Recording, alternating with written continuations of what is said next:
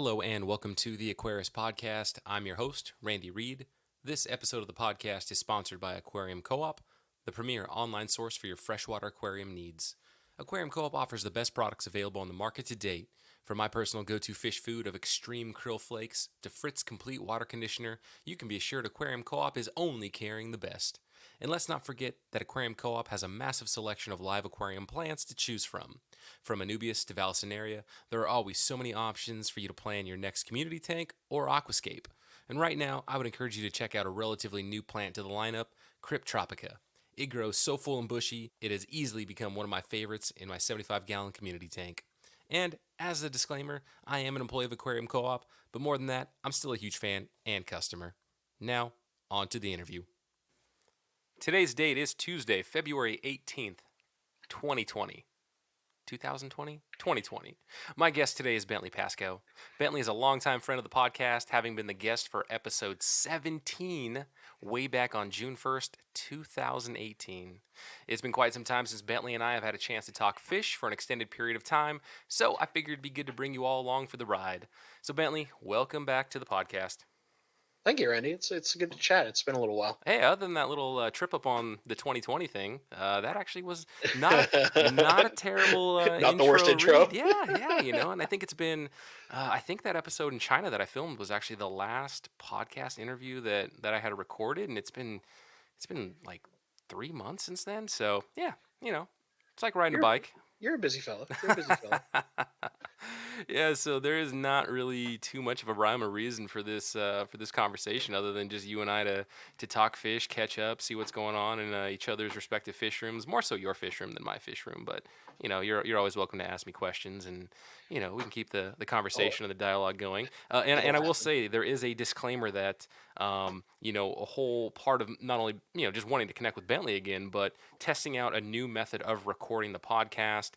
There's been some software changes, and so now I'm trying actually a different method to conduct and record the podcast. So hopefully the audio doesn't turn out like dog poo, and it's something passable that people can appreciate and listen to. I am more hoping that my mic doesn't terribly pick up my dog chewing on his chew toy in the background. Let's talk about. Are we talking about the corgi? Yeah. Dude, like, so classic Aquarius podcast digression off of We fish. talk about non-fish. Yeah, let's spend like a minute and talk about your corgi, dude, because that's like one of the when I worked at Amazon, seeing there's a good number of people that had corgis, and that's just like a dog that just would light up my day anytime I'd see a They corgi in the are office. they're incredibly popular in the Seattle area. And what's funny is, despite them being super popular, I went on about a 6-month journey to find a breeder to get this dog. And a lot of people will say, well, you should get a shelter dog. Every other dog I've owned through my life, and I've had a lot of dogs, has always been a shelter dog. This was the only case where I've ever gone to a breeder, and it was specifically because my lady loves corgis, has never had a puppy, let alone a corgi. So it was an opportunity. Like, I went through a friend who's in the fish club. His corgis had puppies, but I was outside that window. And then he like went to the breeder he got his dogs from originally, and she didn't have anything. And I just like down this chain basically suggested this person. It's in Gig Harbor, which is not terribly far from where I am because I'm in the south side of Seattle, but it's still a little bit of a haul. And it timed up just right so that when the day the corgi came home was her birthday. Oh, nice. Yeah, That's so some pretty good timing. very lucky timing because she had two different litters, so she had her boy and then two different females that she works with, and it was like one would be ready Christmas, like the day before Christmas Eve, so the 23rd, and the other was her birthday, which is New Year's Eve. And I was just kind of like, well, pick a pattern, honey. And she chose the one that was on her birthday, and he's a rambunctious little 3-month-old at this point. Yeah, your post, man, that thing looks super adorable. So Oh, hopefully the next time I see you, I get to see the corgi. yeah, he's cute as can be. And the good thing is he's a herding dog, right? Like border collies and all those kind. So they're super smart. Almost all the herding dogs are very, very smart dogs. Not to say that any dogs are dumb, but just some are a little smarter than others, right? They're a little above the normal dog par. So he's like really good at learning things. He's been, for the most part, pretty good at learning, like, don't bite people, please. you know, but it's fun. It's been a long time since I've had a puppy because most of the rest of my dogs have always been adults, save when I was very young. So it's kind of like remembering, oh yeah, these are all those things you have to do with a puppy. Yeah, yeah, yeah. You're gonna spend a month just trying to get him not to bite at full strength, and then eventually, when he's tired, he's gonna accidentally nip you a little bit harder than you want him to. Don't get frustrated. You know, all the Yeah, usual stuff when you're dealing with a baby. yeah, and puppy teeth are razor sharp. Oh yeah, he's got little needles in there. Puppy teeth and barracuda teeth are probably very much on par with each other. They're both super super sharp. Yeah, Um, yeah, he's got some punch. Let me tell you. yeah, and I would say on the note of I think people, let's not even call them puppy mills, but just people that have a passion for a breed, respect and treat their dogs well and breed them. I think in general that's kind of falling out of favor, and there's probably entire Yeah, canine podcasts that all they do is probably harp on this one topic in particular. But when you get a breed, you're able to actually pick a certain temperament. You're able to pick a certain characteristic that breed tends to exhibit. And sure, rescuing is amazing. By all means, if you can rescue, God bless you. Good on you. But if you want a certain type of dog, like you're gonna almost be guaranteed that you'll get most of those characteristics that you want. right, In a corgi versus that shelter dog, you're taking that gamble. You don't really know how it's going to turn out if it's a young puppy or if it's old. If it's an older dog, you won't really know until you bring it home and it comes out of its shell, if it ever does. So, right, a lot of people in our right. community in our space do have shelter dogs. So good on you. And yeah, and I mean, like your boss, our mutual friend Corey, one of his most recent dog is a shelter dog that had a harder life beforehand. So it's taken a lot of time and patience for him to get that dog a little more comfortable around people and around the other Oh yeah. dogs and things like that. So it's one of those things where there was a certain combination of things we wanted. And this particular breeder, like an example, when this was her last set of puppies for basically the next year and a half, she's given the girls plenty of time off. She's making sure that they're super healthy before they ever have their next litter. Just doing it responsibly, making sure that the puppies are well taken care of, that the parents are well taken care of, all those kind of good things. Those are the things you want when you're looking for, if you're going to look for a specific kind of dog, those are the things you want, right? You want to make sure that that person's not just like, how many puppies can I pump out? How much money can I make doing this? As opposed to like, okay, I have a batch of puppies. It costs a lot to raise them and do all the medical stuff. So yeah, you're going to pay a little premium for them. But then, okay, now I'm not going to have puppies for a year and a half. Yep. Yep. It's just certain responsibility. It's just like doing shelter dogs, where there's parts of it that you can do responsibly if you're choosing a dog, and I did my best to make sure that was the case. Which Yeah. is why it No. took me 2.5 months to find said Yeah. dog. Definitely. Definitely. Yeah, I just know that I had a friend that was looking for a specific breed and just doing some basic Craigslist and other dog forum hmm searches. Like they're either really, really far away or there's waiting lists for those that are close to you. So it doesn't seem like nearly as many people are doing it. Like when you and I were growing up and we were 15 years ago, 20 years ago. It seems like far more people were. Oh yeah, Yeah. oh yeah. I swear you would see. Um, back then it was like the little nickel. You didn't have Craigslist, right? Or like similar ads in physical newspapers, and you would see tons and tons and tons of dog posts when I Wait, was a was kid. yours called the Little Nickel? Yeah. Okay, because ours in California was called the Fickle Nickel. Oh, That's really? awesome. Yeah. The, There the was one up the one up here in Washington is the Little Nickel, there which is was still around. there was two. There was the Penny Saver and the Fickle Nickel, and Is it the those penny saver is like a pretty more widespread variety, and if I I remember right. and the funny thing is, so before Joe Dirt came out, like a thing I would do as a kid was always go and look at the used car section of those, and they'd always Nice. have like maybe four ads for like a muscle car, and they it was either like Yeah. it was either like a '67 Camaro that was like $1 million, or it was just some like beat up, some muscle car for like 2 grand, right? And so that was Just kind of my, like my your restoration project that I never did anything to. exactly, yeah. So you Yeah. well, so you like those are the 4 or 5 ads, and then Joe Dirt comes out, and it's like, oh man, I used to do what Joe Dirt does in this movie, and they're making fun of it. So what does that say about me and my childhood? I mean, I grew up in a hot rod shop, so there's no way that I have room to talk because I spent so much time looking for certain cars especially as I got closer to driving age. Like I was trying to hunt down all sorts of stuff. For me in particular, the thing that I wanted, one of the things I wanted the most, other than I have a love of Mustangs. A chain steering wheel? No, I wanted specifically a black mid to late 80s Firebird because I loved Knight Rider as a kid. Oh my goodness. And I wanted kit so bad. I was going to do light conversion. I actually got my first ever car that was dedicated mine was an 89 Pontiac Firebird in black. Uh, What year and was the actual what year was Knight Rider that model? so the actual kit is I think it's like an 84 or 85. It's mid 80s, and there's some certain differences in the specific Trans Am they use. You can tell by like the hood, for example, and this is where you get super car nerdy. If you want like the Shatterer of Dreams, that is my father. Like, I remember as a kid, we would be driving places, and I would see what I thought was a Ferrari. And they back in the day, it was really popular to make kits because of Miami Vice, and they would We're take so the far off the rails. oh yeah, we're so far off the rails. I'm sorry, but they would take the body off of Pontiac Fieros and put this Yes, kit yes. over the top.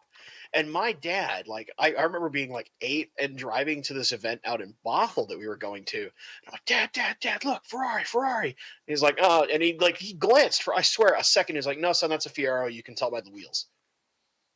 And I was Nice. like, oh, Nice. it's like soul crushing. I actually, It's a small kid. well, that reminds me because in like I don't know that 8th grade freshman year transition, I remember I met a buddy from a different school, and he had a Fiero, and his dream was to do that Nice. kit car conversion, and it's Yes. like I don't know. Part of me was like, that's amazing, but the other part of me is like, that's a lot of work to like have a pretend Ferrari. I don't Oh know, yeah.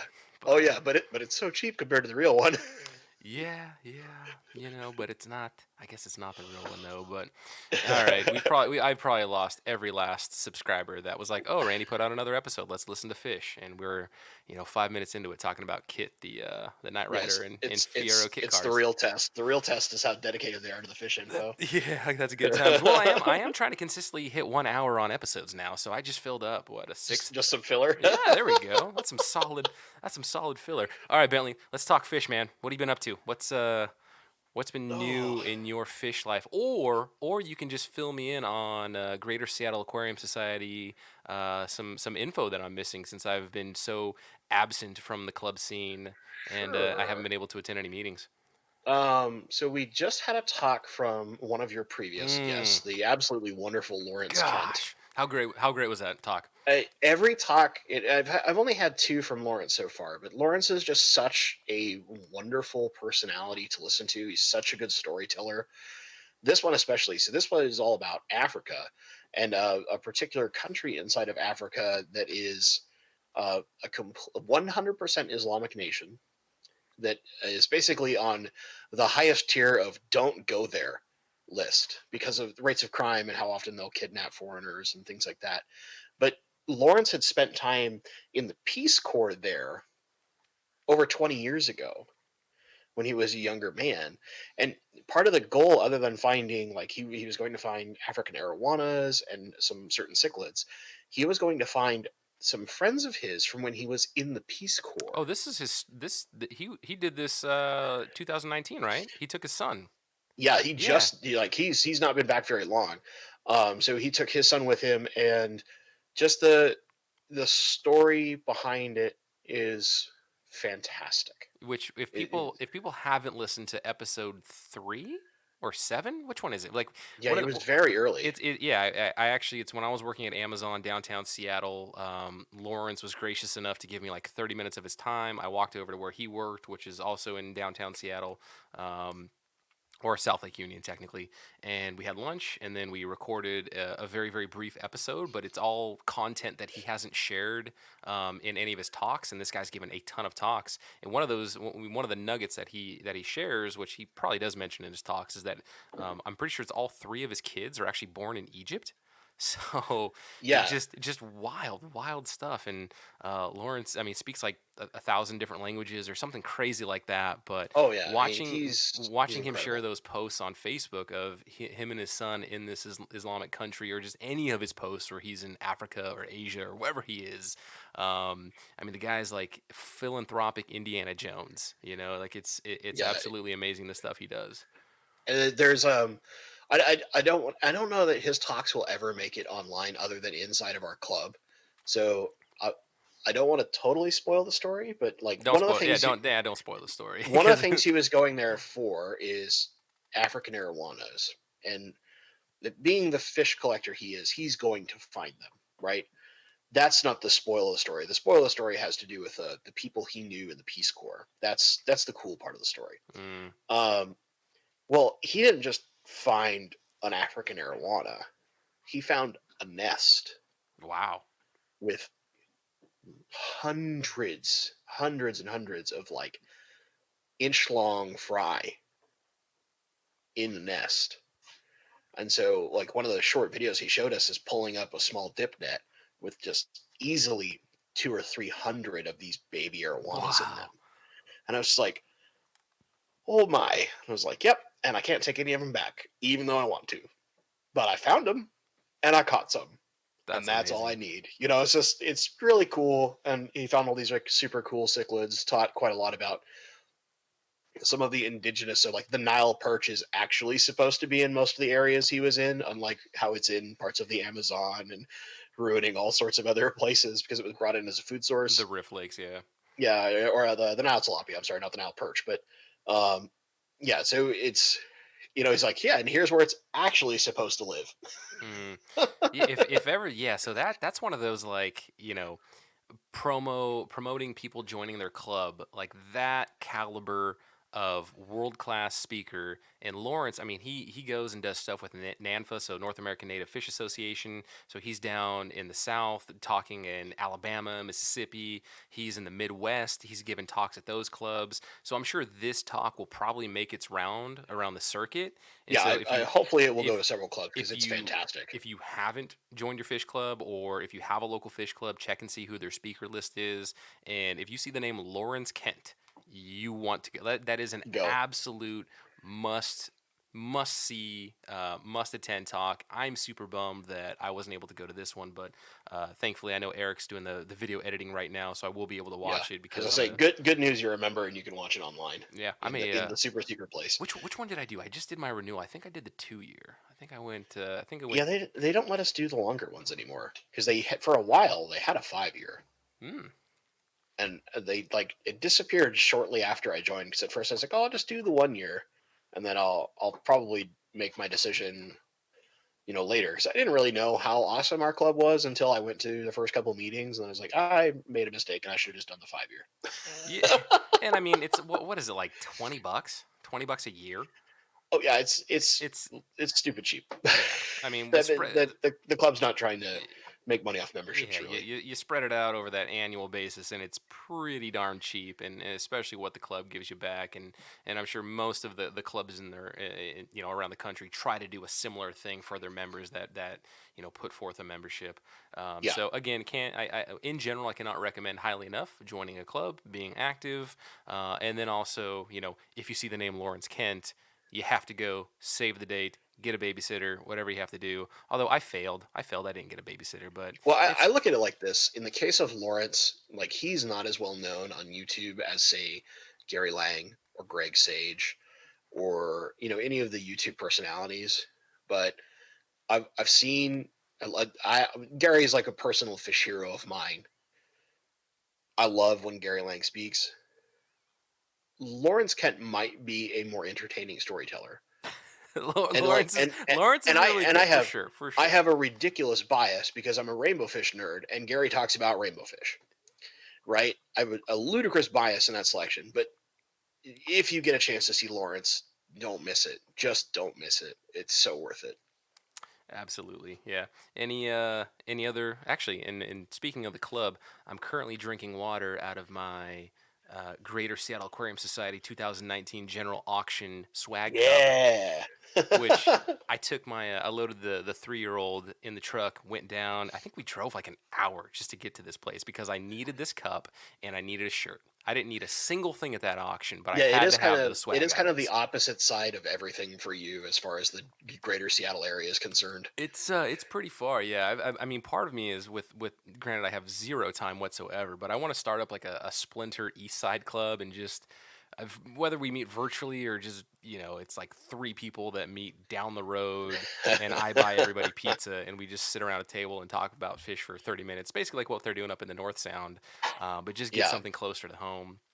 And then ideally, I would really, really love to just plant the seed that we do satellite meetings and actually like broadcast a live stream of the speaker presentation to a couple different, like South Sound, North Sound, and then on the east side for us, because the traffic is just Yeah, horrendous in this and area. and we meet on a Tuesday evening, which there's a lot of people who can't make a weekday. Well, a lot of people can't make, Uh, and you that's know, going to happen 7 days a not to week. mention the traffic and all Well, that kind of stuff. well, Yeah, so, it doesn't like whether you pick an afternoon, evening, weekday, weekend. There's gonna be a chunk of people that just aren't gonna be able to go, and even if they have the time, like the traffic alone is enough to deter people 7 days a week. right. So let's just embrace technology and let's set up some satellite locations. And sure, you're not gonna be able to participate in the auction. Maybe we have satellite auctions where people just bring some stuff and do some trades or whatnot. But at least the meat and potatoes of being able to watch the presentation in real time, I think that would be really cool to sit and watch that with some fellow fish nerds. Man, you want technology to come into the fish world? That's just crazy talk. It would be, hey man, Eric Olson, that guy, he knows technology. He can make it happen. uh, yeah, yeah. I'm not gonna say otherwise. Like the Oh, guy what? knows his tech. Yeah. Like, Well, like it's a matter. I think part of it is they have certain agreements with how they do the recordings with the speakers, because a lot of them do tour, right? So they don't want to necessarily live broadcast. But there's a way to fix it. There has to be, but I would think so. I agree on I the haven't fought it too hard. internet. So there's the internet dissemination, right? That a lot of these speakers don't want their talks to be available in a recorded fashion. But I Yeah, think in a temporary, it's being broadcast live and then it's gone. Right, like yeah, we have a satellite location where, hey, let's be green, right? Let's get people out of their cars and stop driving, an extra distance, right? Aren't we supposed to be green and carbon conscious and all that good stuff? So you stay in your locale and we'll use technology and you can watch the speaker live. And when it's done, poof, it's gone, right? You're a club due paying member, so you get to watch. And actually, I think technically we're supposed to let the public in, right? Isn't that a thing? yeah. It meetings are open to public. Well, there Yes. you go. So the Yeah, public. so it's very it's you. This is nothing that I haven't thought about as somebody who works in the tech field, um, and has worked in both virtual and augmented reality as a part of my tech experience. Oh, are we all gonna Uh, wear VR headsets at these meetings? so And then uh, like it, you get to go swim with Gary Lang in Papua New it's Guinea funny. with a VR headset. It's funny you say that, because part of what I'm most interested in tech, and this will come out long enough, so I'm trying to change my job, but I won't know until after this. Is in augmented reality. You think about how you could impact fish room tours if you could, even as a content creator, because software can do this.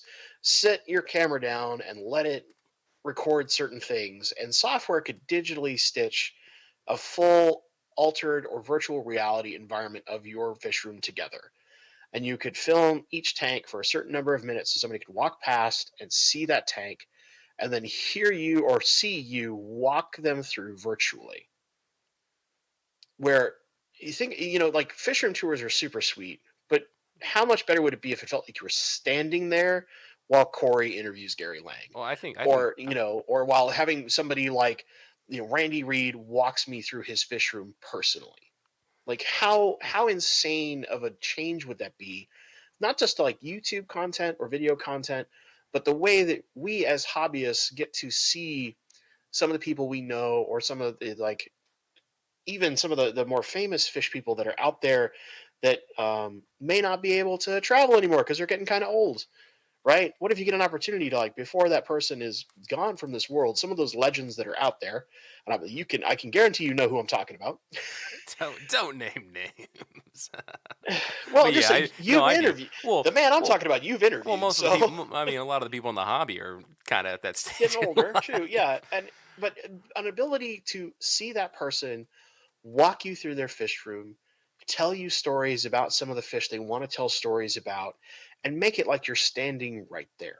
No, I Technology can do that, but within the next 5 to 10 years, it will do it in a way that most people can't fathom. Like it's hard to understand. Like 360 video now is in its infancy of what it can become. And even now, it's kind of a cool experience. And like some YouTubers have tried 360 stuff. There was like a fad of trying 360 video for a while, and then it went away because it's really intensive on the computer hardware that we, as you know, fledgling human beings, own compared to like professional grade stuff. But that gap is closing very quickly. And if you could use technology to create experiences like that, or like you said, dive into a lake with Gary Lang, go into the Amazon River with Dean and Corey. Like, just think about like some of those experiences. Think about your Peru trip, and if you could, in those short clips you guys were showing stuff, have people feel like you're standing right beside you the entire time, and be able to look around and see everything around them. It would be an insane experience. Yeah, 100%. You've got me convinced. And on the note of a fish room tour, uh, no fish room tour that I have seen online, and then I've gone into said fish room or distributor or warehouse or whatever it is, they never do it justice. It's Yeah, and some of that could just be the style of the person recording the fish room, and how they want to frame, whether it's an interview, whether they're showing tanks, like whatever it is. Uh, Going into somebody's fish room is a very personal experience. oh I would yes, wager that every aquarist is going to approach a fish room tour different, and to experience a fish room tour like any of the people that you've named, even my fish room, through the lens of just one person, is never going to do the fish room justice. I mean, there's yeah, perspective, like there's just the visual perspective, there's the spatial, like I would have to imagine the people that have now seen the video of my fish room tour, probably every person has a different idea of, if they were to picture that in its completion, in its entirety, if you were there in person, it would be yeah. completely different than if you were actually in there. And so I think completely buying in with your vision of the future, like let's say you put on that VR headset, and let's even take it a step further. You've got like this haptic vest and haptic gloves, and now all of a sudden you're able to actually walk in the space and feel how small my fish room is, or how small Dean's fish room is, Yeah. and then go to one Or of these Midwest people's houses that have massive fish rooms, and just you would feel the difference. You'd be able to touch and get haptic response to like where a rack is or where a tank is, or any, like, just any of that whole thing. And I do like your curated kind of view where oh, now I'm looking at this tank, boom, said fish room owner then gives his 5-minute talk about that particular tank, and I can choose to disengage from that tank while he's talking or not, or like whatever it is, like just that fully immersive experience.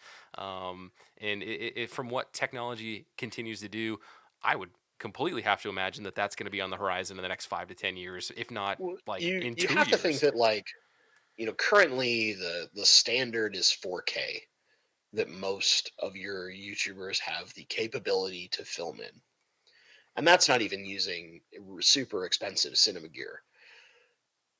We're getting close to the horizon where 8K is going to become more publicly available, and 8K already registers things that the human eye can't That detect. was gonna be my next question. I don't know this, but like, what does my so, even though my vision's failing a little bit, but if I were to have that 20/20 vision, what do you see? What is that translated to in like 8K, whatever it is, human Sure. 20/20 So vision? part of it is like assuming the eye is in perfect health, it has infinite focus. So everything, regardless of distance, appears in focus. Where when you do this with a camera, because of how cameras have to let in light and have to capture images, you'll have that fuzzy portion that's out of focus, right? And we use this in cinema to be very artistic and to make it look interesting, and it gives it a certain feel. But your eye can detect something basically between 4K and 6K is where it can register like everything within a certain level of definition.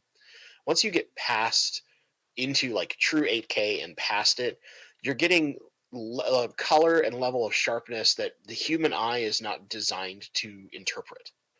Like we only interpret so much on the light spectrum and so much when it comes to um, visual quality. Which, think about it, the human eye is incredible. It's taken years and years and years to get to a point of where technology can outpace portions of human anatomy, which has been evolved for thousands of years, right? But once we start cracking that threshold, we have the technological power to do things to where, like, I could film potentially 4 tanks at once if I have the right lens or what have you.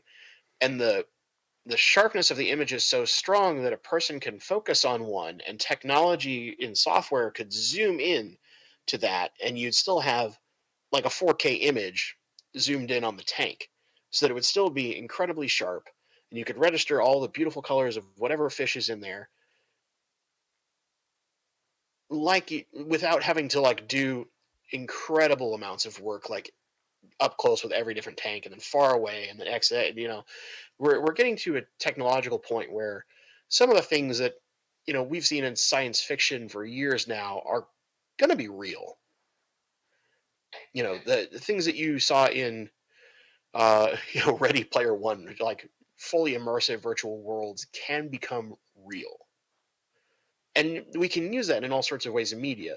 There's a darker side to technology too. Do not get me wrong, but we like to think of things with the positive. In the fish world, I think some of those experiences are like, for people, like maybe you have some kind of disability to where you could never do this, but what would it be like to swim with like the pink dolphins in the Amazon, or killer whales out in Puget Sound, or be right with the whale sharks that are in the Georgia Aquarium? You can do all of that inside of virtual and augmented reality. You can make that experience occur.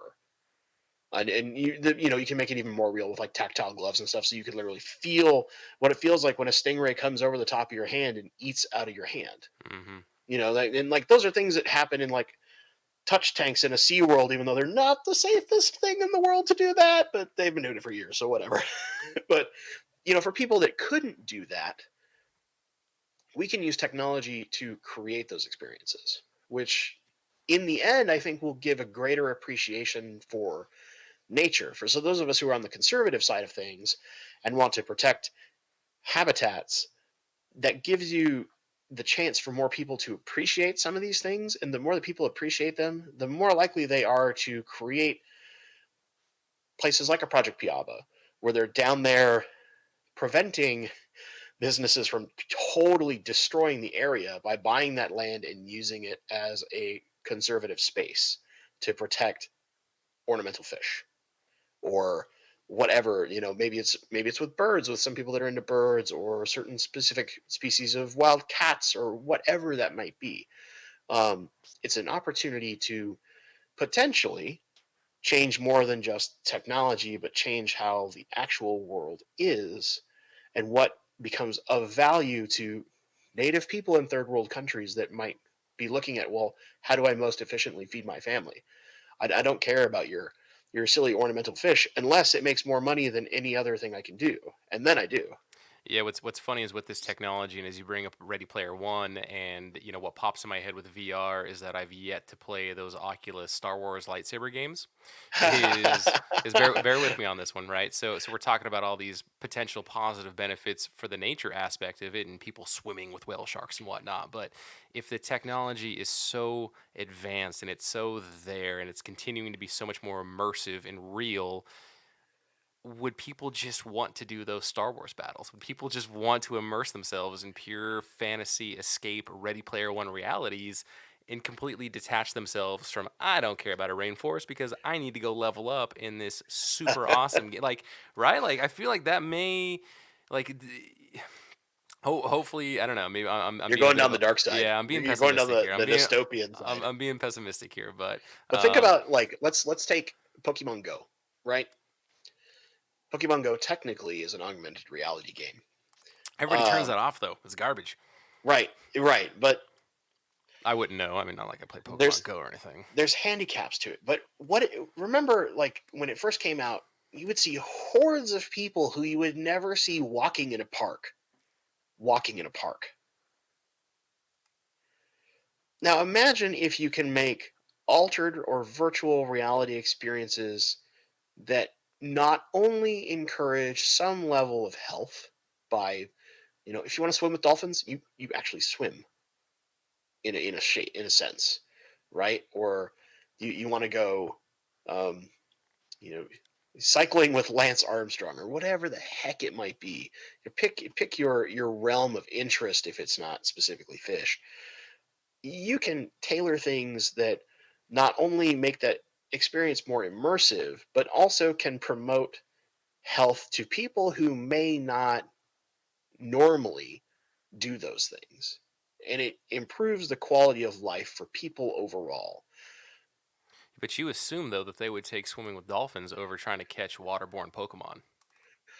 Well, if you make them have to swim in water to catch those Pokemon, then the effect is the same. It's just the choice of how to get them to that Yeah. effect. No, There's I'm lots with of you. stuff. I'm with you. So anyway, I'm being facetious. this is like how a super tech savvy person like me looks at what the future of our hobby can be. Because one of the biggest problems with getting the younger generation in is the ease of being entertained by technology and how difficult it can be to perceive having something like taking care of a fish tank. But if you give them some of those experiences digitally, it might encourage them to want to do it for real because now they get to create their own slice of nature. They get to do the things that they see other people doing, but now they make all the choices. Yeah, I mean, the promise is there, right? I mean, I think it's just what we choose to do with it, right? How we choose to deploy it. Right. And so like the to get back to our original question off this long tech tangent, but be another tech tangent. The most recent thing in my life, other than like I've been working on a video game, uh, I saw that. It looks on pretty top of my sweet. on top of my normal job and on top of doing YouTube, I've been working on a video game. And then my kind of fourth thing on the backside has been a project to give people without a fish club the ability to go through a similar master aquatic horticulturalist program as is offered by some of the best clubs in the United States. And that is super awesome when So, you were telling me about that. So let's maybe you're already headed there, but let's break down what yeah, that program would look like for somebody that actually joined GSAS or another club that has a horticulturist program. right. So most of the programs out there, you have some of like the super complicated programs, like the one for the Missouri Aquarium Society, so MASSI. You have simpler programs as far as like how in depth they make you do certain things. So, like the Minnesota Aquarium Society has a fantastic horticulture awards program, but it's not as complicated in submitting things as like MASSI is. The GSAS is kind of in the middle between those two, but every one of them has a very robust horticulture awards program that encourages people to grow and propagate, and in some cases, flower their aquatic plants. So, the biggest problem is that there are so many people, not just in the United States, but all over the globe, that don't have a local aquarium society of any form. So, how do they get a similar experience and go through a program that can, whether it is through self education or through some guidance, get the same experience that someone like you and I, who are in the GSAS, can have, where we can choose to be a part of our horticulture awards program? And inevitably, the goal is actually to bring up more than just a horticulture program. So having like a breeder awards program, going the saltwater side and having like a coral growing No, you're program. don't go saltwater. Get out of here. But it's not about necessarily me running them. It's creating technology that allows other experts to design the program and have it all in one central place. So So that as long as you have access to the internet, you can participate. Without digressing too far, but I never actually really thought about it. But I guess it would make sense that coral propagation. Are there actually marine aquarium clubs that have coral propagation kind of I mean, competitions and there programs? has to be, I would right? assume so, right? Like I'd never They're thought about it, they're but they're the easiest thing in salt water for people to um, spawn, propagate. You pick. I mean, it is a living organism closer to something like a fish, but fragging, right? That's what they call it.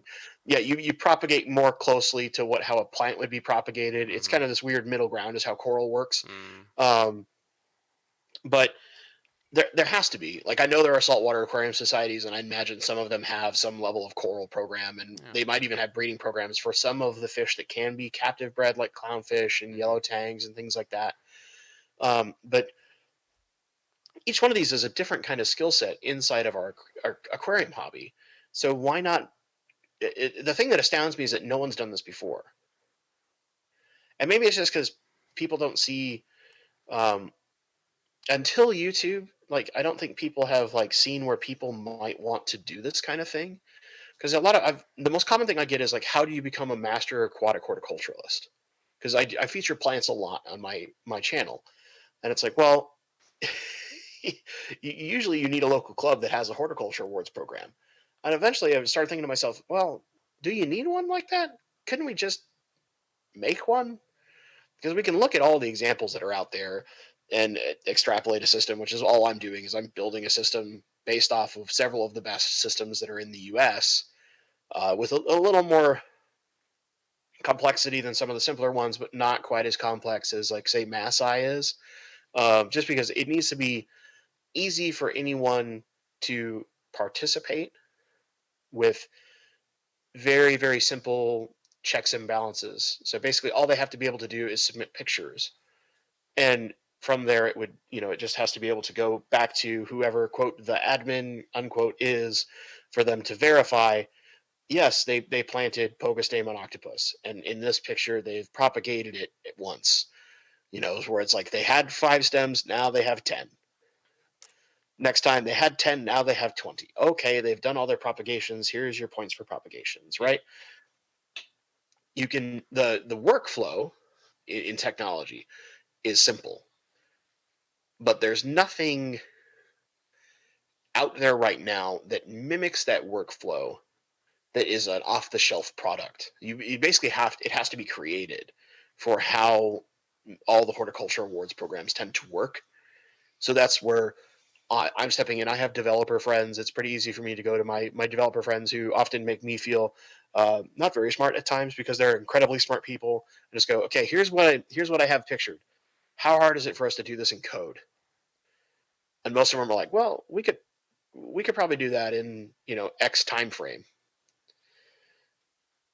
But this person's never done web work. Who knows the best way to do part of it? And the person that has done web work doesn't know the same code language as the guy who knows how to build the back end. So there's some things I have to finagle to get it to work, to then make it completely available on the web to anybody who has an internet connection.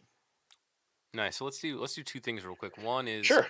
I want to give kind of a high level overview of how points are acquired, and the second Yep. would be I want to know how you are going to address potential bad actors. So to give the high level Sure. view of kind of the horticulturist program or even a breeders award program, typically the things that are easier to spawn, easier to propagate, say like a Vallisneria, is going to Hmm. net you a lower number of points. And as you work Right. your way up to like flowering an Anubias or propagating, I don't know, you could throw out there some other complicated plant. A Punageton. There you go, Ponageton. So getting something that's harder to propagate will net you more points. Typically, I believe you can only either claim points for a given species once. Maybe it's once in a lifetime or once in an annual cycle. So that's kind of how points are accumulated. Sure. So for Breeders Award program, spawning convict cichlids, spawning guppies, those will net you the lowest number of points possible. And they'll typically Right. have some like, you must show us a picture of 5 or 10 or 15 fry that made it beyond 30 days, right? Some Right. type of criteria.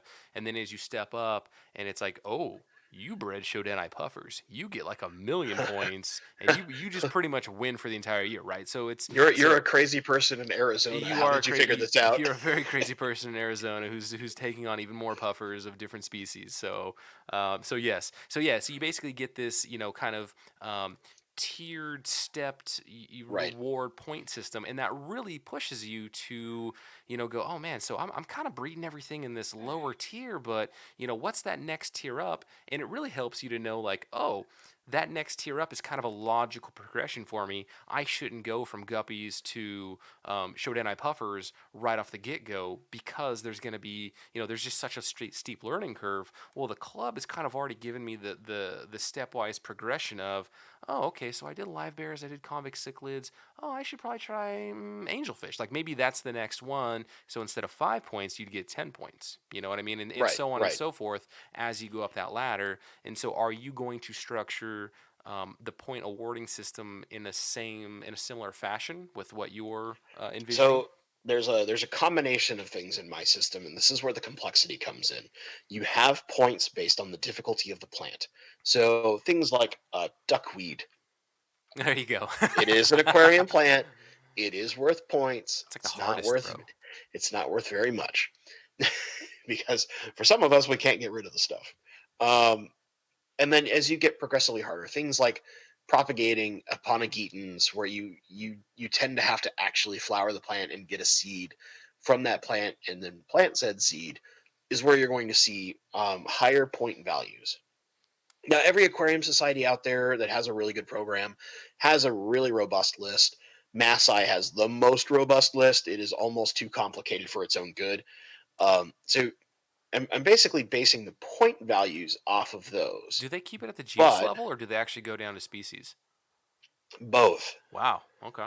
So they kind of have almost, the point levels are almost all based on genus, but there are some exceptions at the species level that are known to be far more difficult than other things. So an example would be like Ludwigia tornado, as it's commonly called, which is Ludwigia inclinata verticalum variation tornado is its full scientific.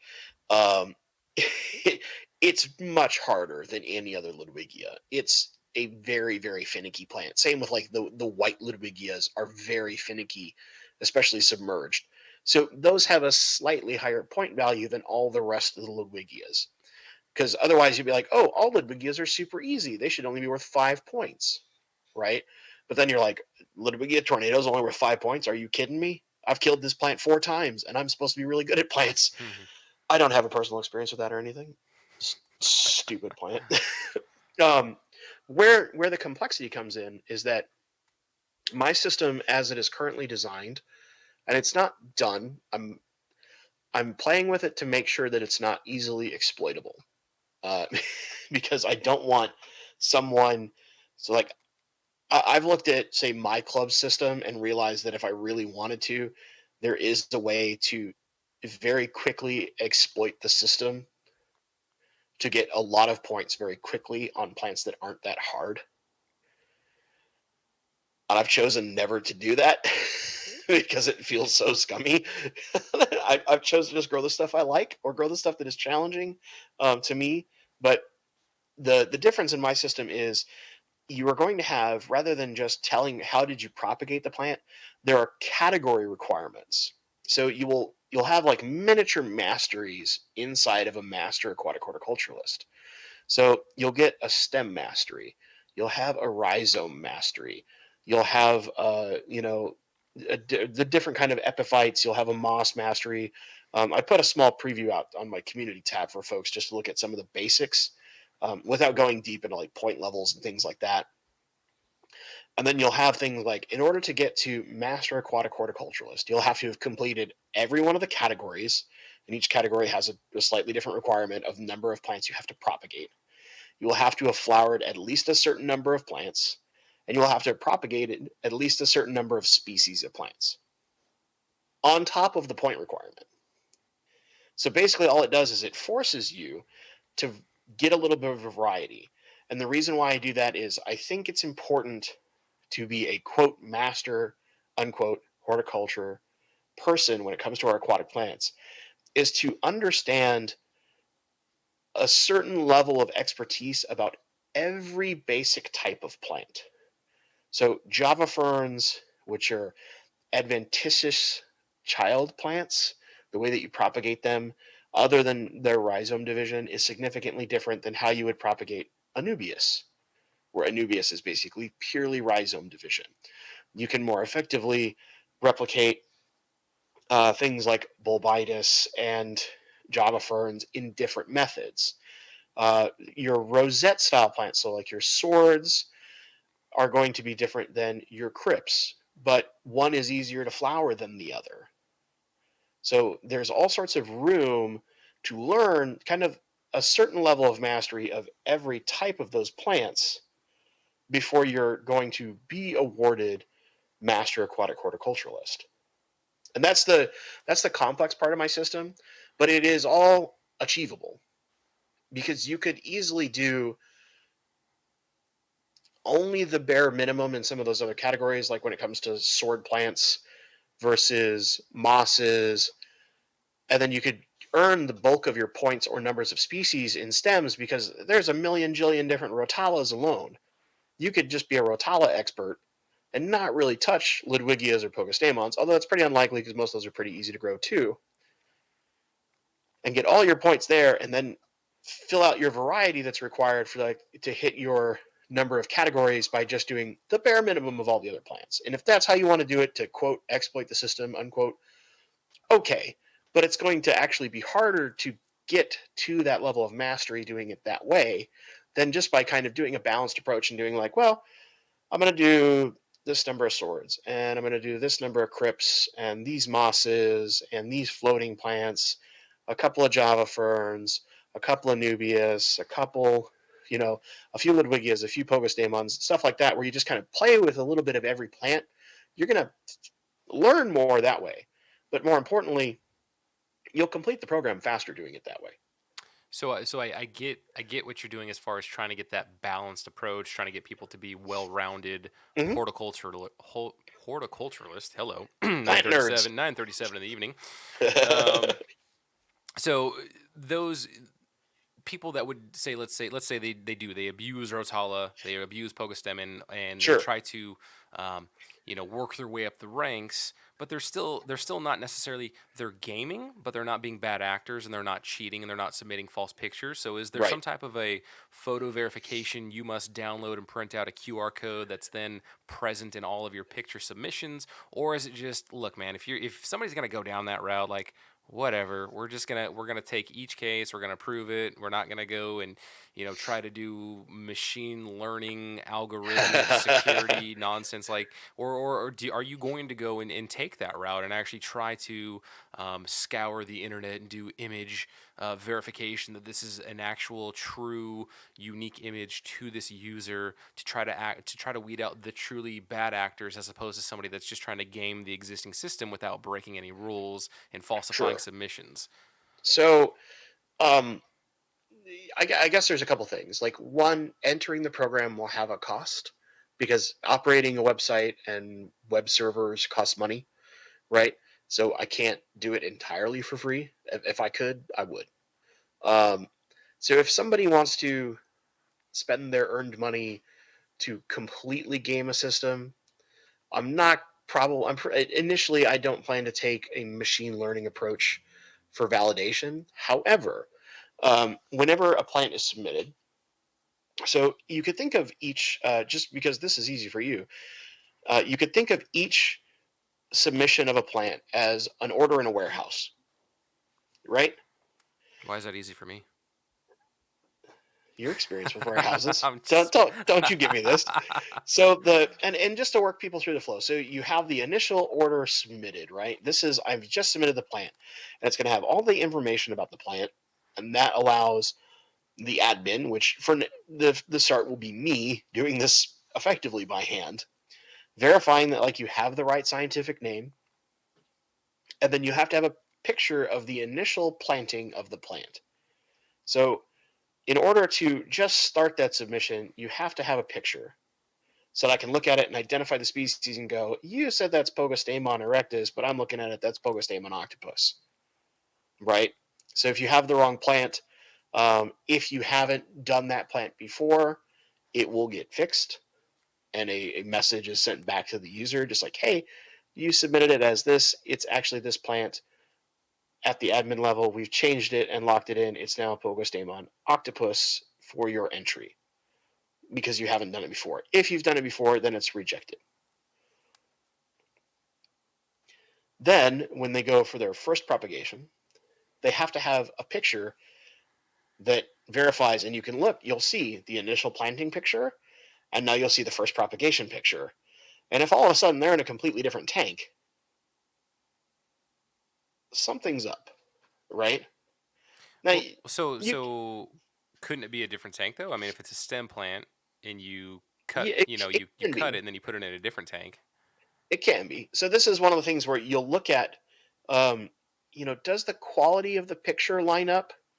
Because if Mm. most people are probably going to use their cell phone, and if all of a sudden it looks like something out of a green aqua tank compared to like, I just planted this tank and I only bought one pot of Pogostemon octopus for this back corner, and there's like, 7 stems taking up a quarter of a 40 breeder, and then all of a sudden I'm looking at like, an ADA rimless tank with this beautiful Pogostemon on the back of it, and I'm like, some questions are here. And there's room for naivety, if you will. I'm not going to be really harping too hard on people, but there's a level to make sure that people are on the up and up, because I want people to use this program not only to learn, but to validate themselves that, like, no, you do know plants. Once you've done a certain level of things, you know what you're doing. You're not a complete novice who needs to rely on XYZ person. And maybe more importantly, to let other people know that, like, you don't have to. A fancy title doesn't mean that that person might be significantly better than someone else. Like, you can look at Corvus Oskin, our friend Joel. He doesn't have a Master Aquatic Horticulture award from the Greater Seattle Aquarium Society, but he easily knows as much about plants as I do. And we swap plants back and forth all the time because we know that one of us will do it right and one of us will probably screw up when it comes to rarer plants. So we kind of cover each other's butts by splitting plants between the two of us, because we know we're both pretty good with plants and one of us is going to get it right. Mm-hmm. Hopefully both.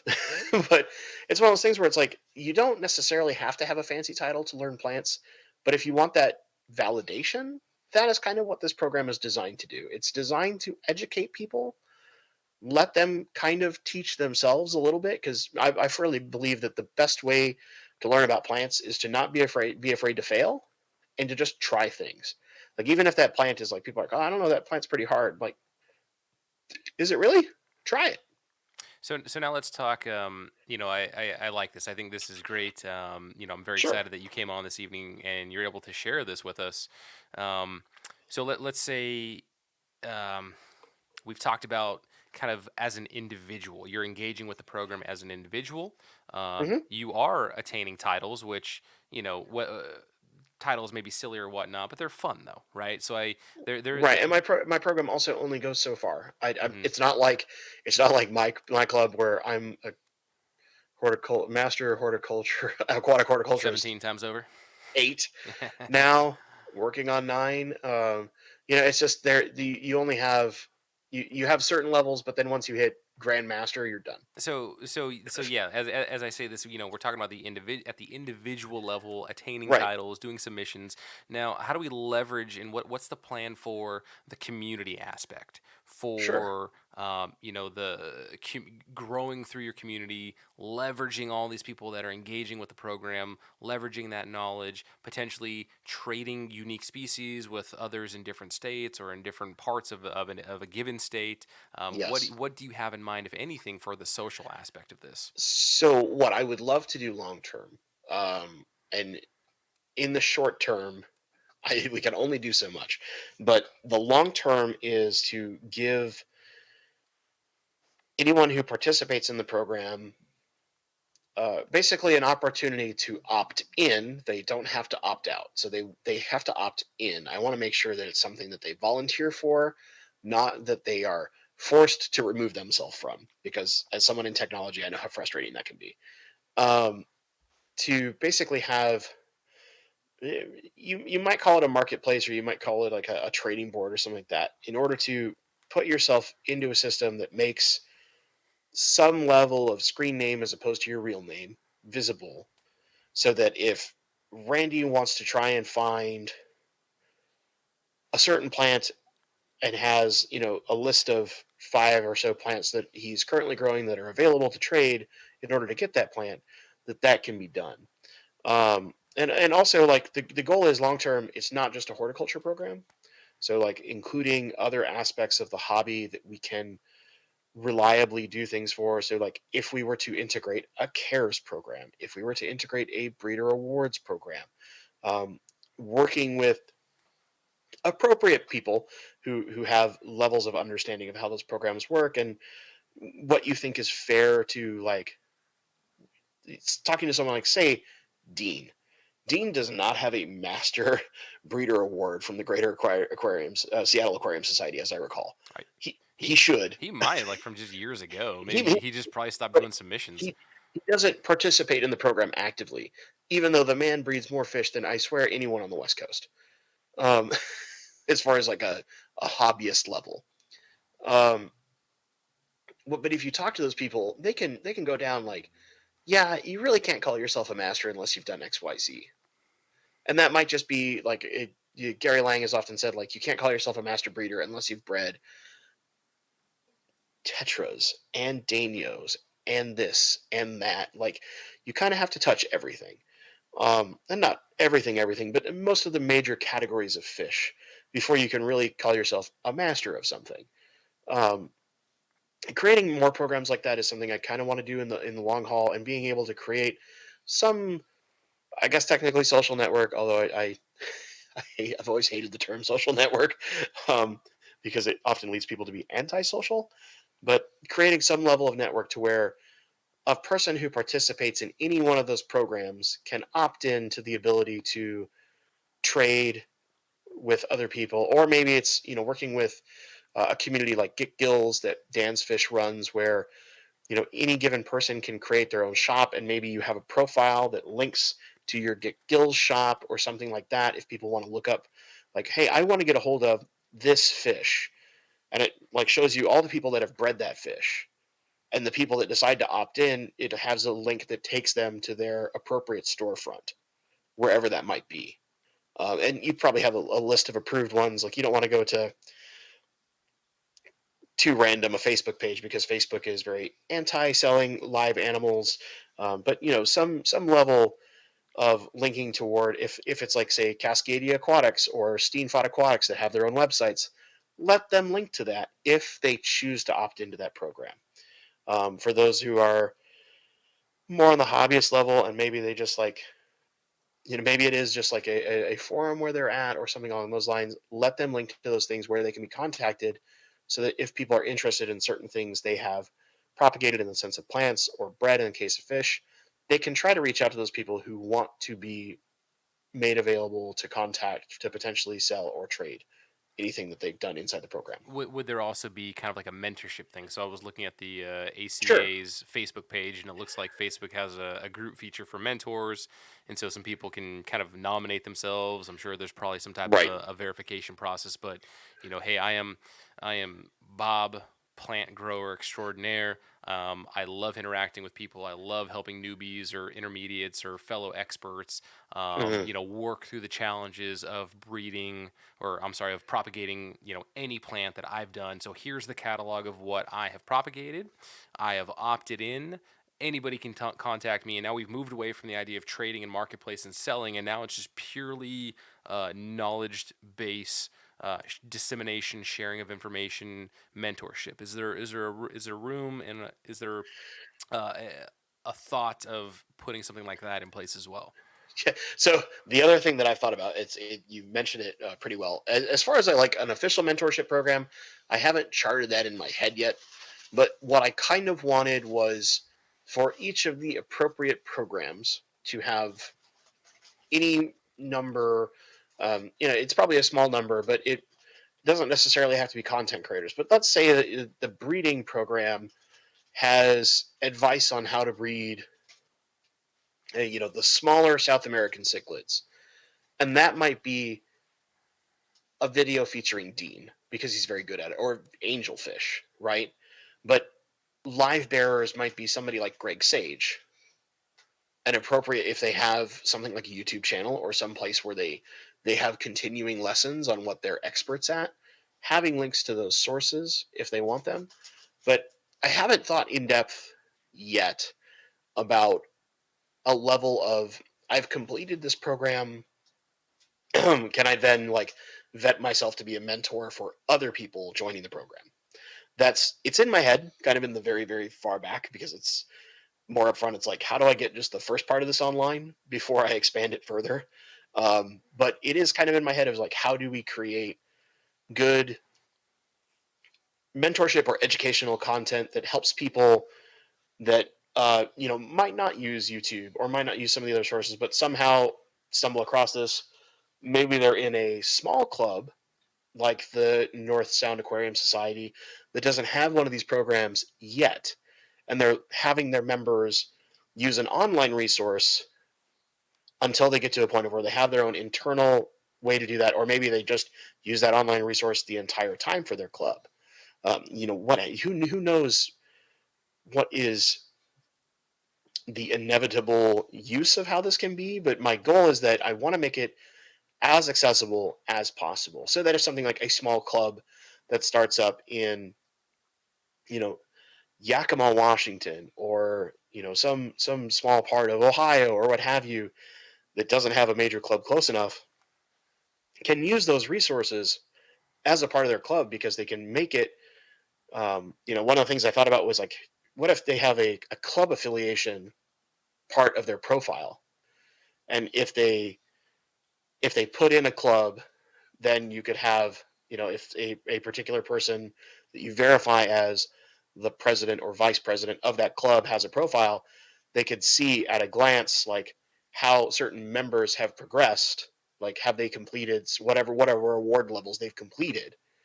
Not necessarily any of their personal information, but just like, say, hey, if I want to look up John, he's working on the horticulture program. What level is he at right now? Oh, the website says he's an advanced aquatic horticulturalist. Awesome.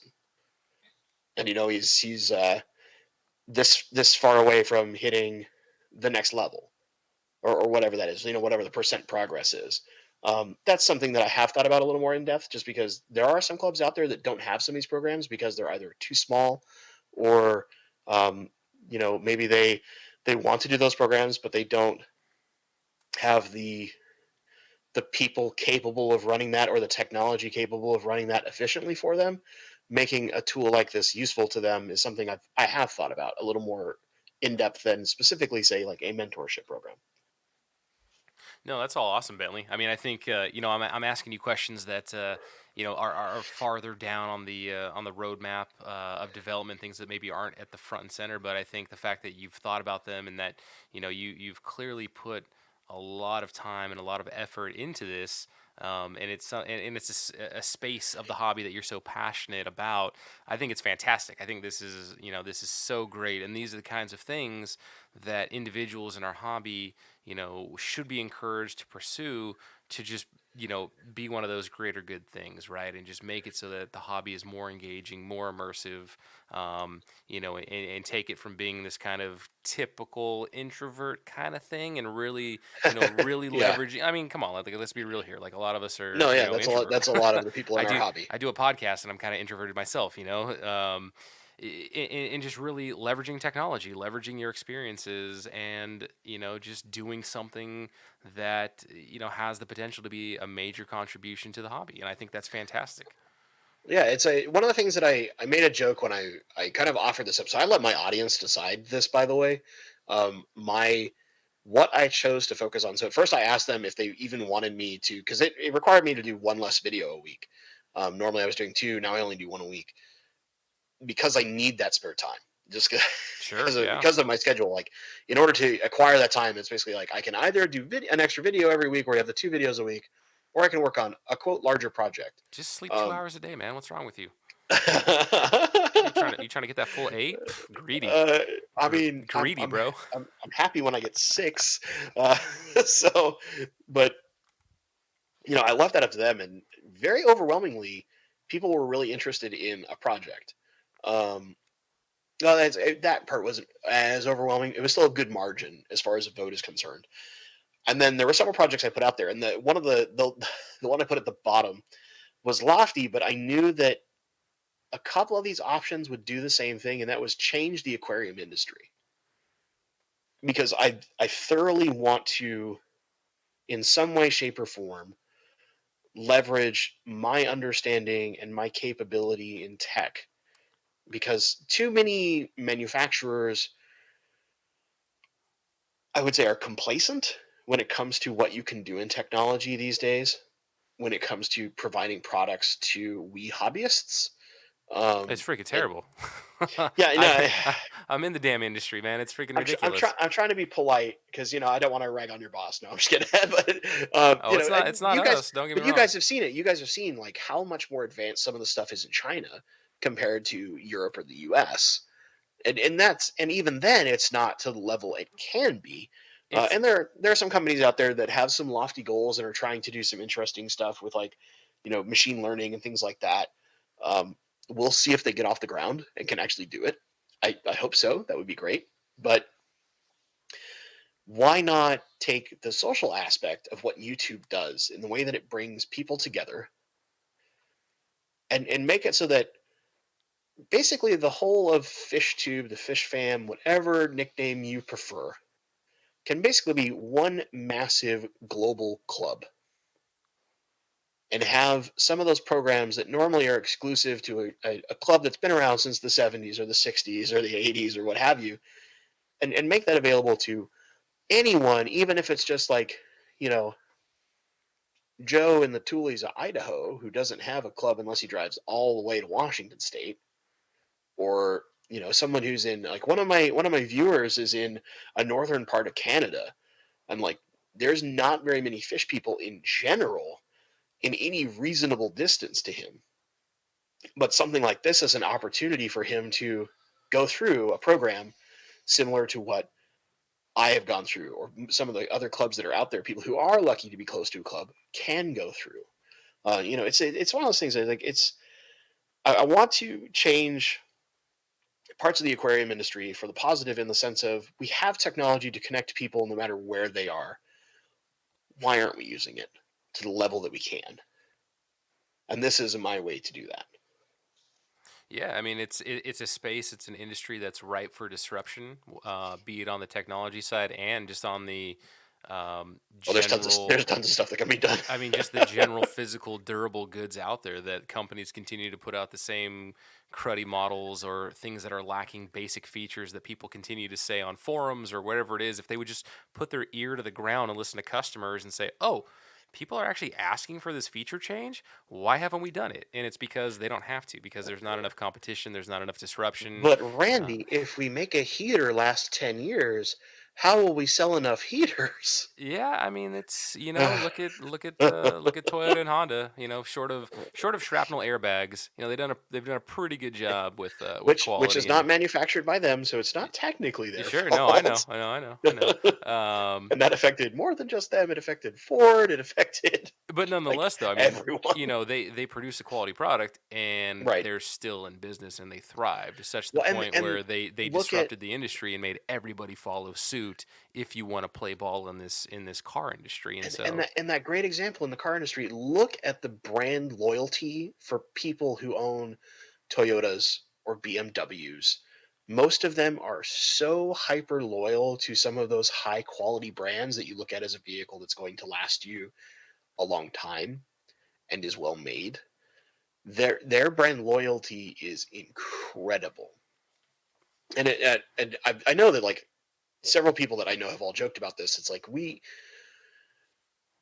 don't care so much that you're the flashiest item.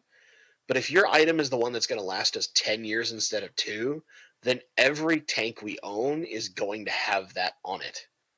And yeah, you might not sell the person with one aquarium a heater every 2 years, or a filter cartridge set every month, or whatever stupid ploy there is to sell more products from a merchandising perspective or a designed failure perspective.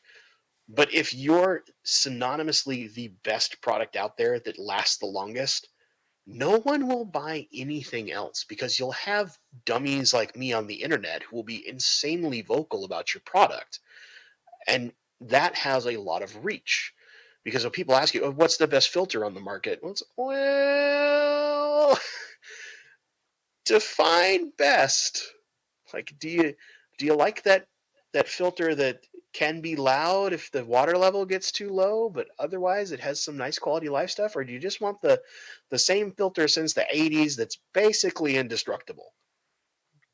But eventually you're going to have to replace an impeller, or if your power goes out, it's probably not going to prime itself, or its little stupid leveler that just barely friction sockets into the bottom is going to fall out eventually, and you'll have to replace it. Mm-hmm. Like, you can pick Yeah. your Yeah. your poison, or like, yeah, that canister filter is okay, but it has ugly black tubing. Or this canister filter is great, but it doesn't have trays for all of its media, but it has nice green tubing so it hides the algae. Or this canister filter has a heater built in and a pre-filter, but it has this problems XYZ. Oh yeah. Like that. Every one of them is like, well, they're about 60 to 70% good, and then 30 to 40%. Oh, we got to work on this. Yeah. Well, But believe me, I've they been in choose the not to. I've been in the conversations with these brands where, Oh, I know. It's just, you tell them, hey, here are some like really, really solid changes you can make to this thing, or hey, what about this particular type of product? What have you thought about this? Oh, that goes through the one guy. That goes through the one VP of new product introduction, and yeah, that guy, he's a real tough nut to crack. So yeah, good luck on that. It's probably not going to happen. Well, all yeah, and right. it's kind of crazy to think that, like, my lofty goal is to create something so universally accessible and hopefully loved. Hopefully, I don't screw this up. That it gives my professional background an opportunity to impact the industry. Because I work as a software and hardware test engineer. My job is basically to break and exploit things for a living, uh, and, and to represent customers, whether that is, the average user, or whether that's a corporate person, depending on what I'm working on, to represent them and be their advocate to make a product as high quality as possible in their stead. That is what my job is. And if I could take what I do for a living and apply it more directly to the aquarium industry, and potentially change the way that some of those companies think, which is probably impossible because they're very antiquated in how they think, but change how just one of them thinks. It only takes one, and once one starts to disrupt the industry, the rest will fall in line, because otherwise they risk falling so far behind they don't stand a chance anymore.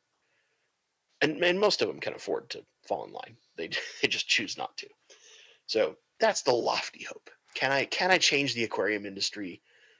First, I'm going to start with the social level and help your general aquarist get an opportunity to do the things that they might not be able to do. And then, if somehow that gives me enough clout, which, if Corey doesn't have enough, I probably never will, to get enough clout to maybe, just maybe, have one of them go like, well, that guy does break stuff for a living. Maybe what he says is actually reasonable to look at. Yeah, I love it, Bentley. Man, you've got my full support, and anytime you want to Thanks, come man. on and talk about how you're making progress on this, and anything I can do to help kind of be a mouthpiece for the work that you're doing, I might be able to get that. I could probably get up to advanced. I could probably get up to advanced You horticulturist. could get to And then master. once they get move out of the house, I could probably hit that expert or master level. But What are you talking about? You just teach the kids to trim the plants for you yeah, and do all the I want them fertilizer. to like the hobby. I don't want to push them away from the hobby. They just need to come in and do the feedings, have fun, and then bounce out, and then I'll do all the maintenance. You So never know, dude. that's Like, cause like for me, the funniest thing to me is that I never have been very good at terrestrial plants, with the exception of roses, and that's only because my mom basically beat me over the head with a shovel until I knew better. It's an exaggeration, folks. My mother's a lovely person, I was but calling. I'm getting CPS ready right now, man. What are you talking about? she's such like a lover of roses that she taught me and made sure I learned. But like everything else, I'm basically a black thumb. Like I have ridiculous weeds in my like garden in the front of my house. It I can't stop certain things to save my soul. So basically, it has to be bulletproof for a terrestrial plant for me to do well. And yet, when I started aquatic plants, things just kind of fell into place, and I just figured stuff out. And then the the things that seemed tedious, like trimming plants and planting things, or pulling up aerial column because you have to split them apart and replant every single one. Otherwise, they can get so bushy that they hurt themselves. Became very therapeutic and soothing, and it's something that I enjoy when I'm not like of messed up back like I am now. No, that's awesome, Bentley. I like it, man. But yeah, Well, like I said, man, you have got my full support on this. I am very, very excited. When do you think? What's your timeline? Let's leave with that. We've definitely sure. hit my 1 hour mark. So Yeah, yeah, I tried but to talk way too much, so no, it's that's awesome, man. I know there's a lot of people out there that have messaged me directly and said, love the podcast. First off, thanks to everybody that's in my hiatus and time away from the podcast reached out and asked like, hey, are you doing okay? Is everything all right? Is everything good? It's like, oh yeah, no, everything's fine. I'm just busy with work and family, but thank you so much for asking. It was kind of cool to get so many people checking in to make sure that I was okay. Like I don't think I'd given any indication that anything wasn't okay, but it's still nice that people enjoy the podcast, enjoy hearing me ramble on with guests, and just kind of a medium for people to share their experiences, talk about things that they're working on in the hobby. yeah, dude. So yeah, thanks to everybody that did that. But holy crap, where did I just go? I just lost my train of thought on that one.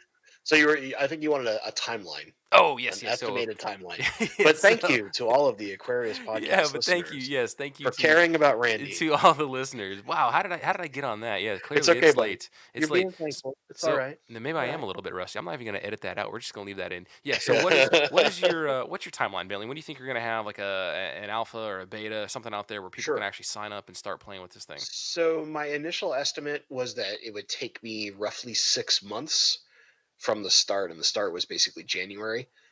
So I am hoping June. The current timeline, as it looks and as it's standing from early planning phase and some initial talks with my developer friends and one other person who is a subscriber of mine that volunteered to help as well.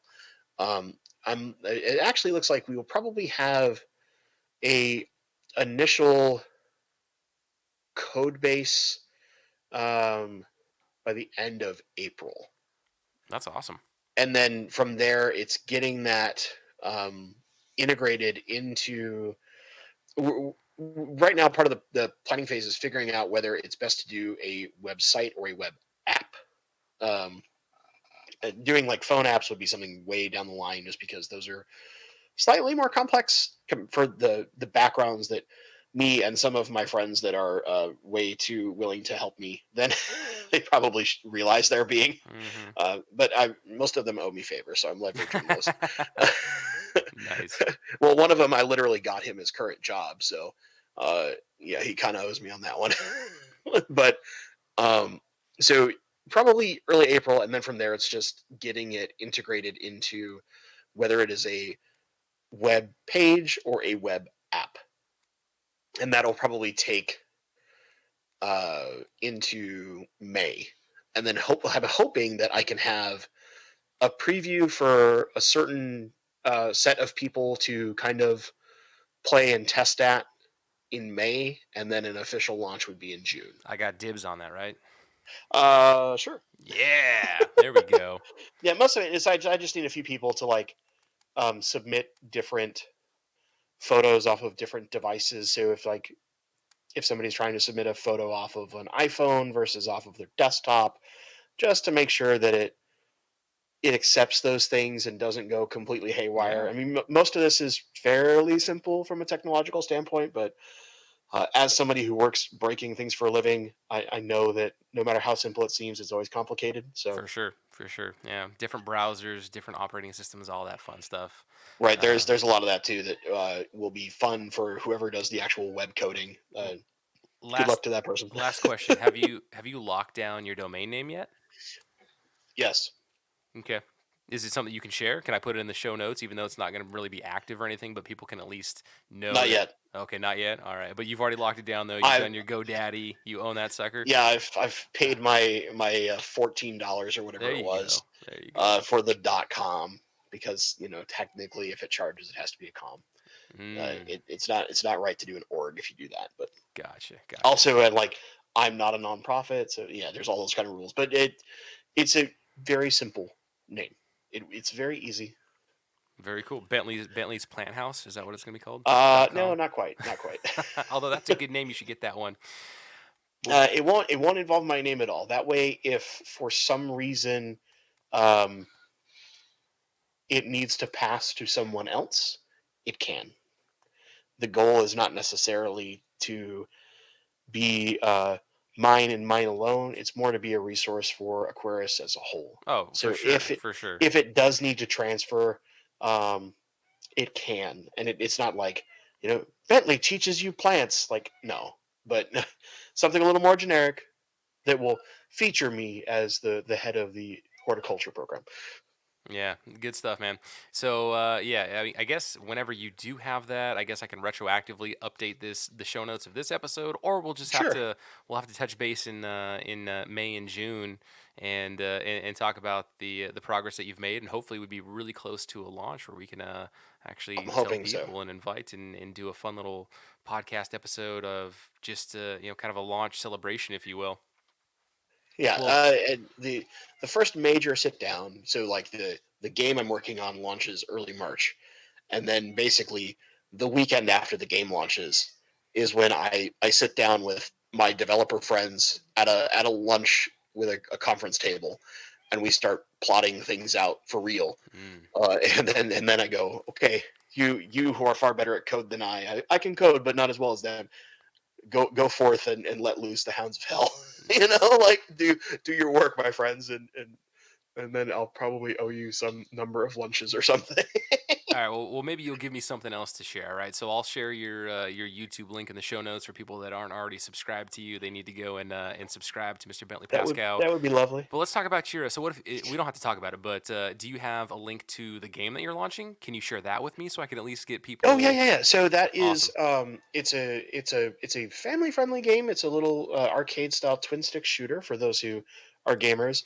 It is by Game Grotto Softworks, and the name of the game is Bots and the Robo Friends. It is currently visible on Steam for those of you who have Steam, and it will become available March 6th. So not very far from now. Awesome. Or at least that's the intended launch date. Hopefully, timing works. Awesome. So shoot me over that link, and I'll make sure I put that in the show notes Definitely, along definitely. with your YouTube channel, and that way people that were curious, like, what is this game that Bentley keeps talking about? I'm so curious. Now we can share that with them. Yeah, and there's I'll have some behind the scenes stuff very soon showing like some of the work I'm actually doing on the game. That'll be made available to folks on my YouTube channel. So Awesome. if you wanna see uh, me actually like doing sound design work and some voice acting, that will be made available because that's the parts that I am contributing to the video game. That's so awesome. So we started with not talking about fish, and we will end this episode not We'll talking end about not talking fish. about fish. Yeah, it's pretty perfect for a fish I podcast. love it. I love it. Bentley Pascal, man. We should probably have you on more often than every year and a half. Yeah, well, we'll figure So something out, my friend. can't believe it's been that long, man. This is crazy. This is Yeah, we're busy guys. what It is this like? happens. Episode 76? I think this will be. I don't know. I've lost Jeez. track a little bit, but that'll be a lot. But all right, Bentley Pascoe, man, great friend of the podcast. Thank you so much for your time, dude. I appreciate it. Thank you, Randy. You have a wonderful night, man.